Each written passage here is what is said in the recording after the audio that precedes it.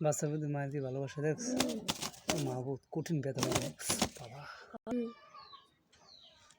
এই যে রয়েছে লাল একদম, কিন্তু আর মা হয়েছে কালা আর বাবা হয়েছে সাদা।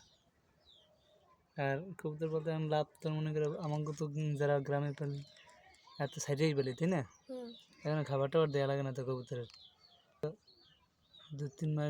2 মাসের মতো কোনো খাবারই দেওয়া লাগবে না। কারণ যে বাচ্চা পাবেন সব মনে করে বিনা খাবারে, মানে বোনাস এক কথায়।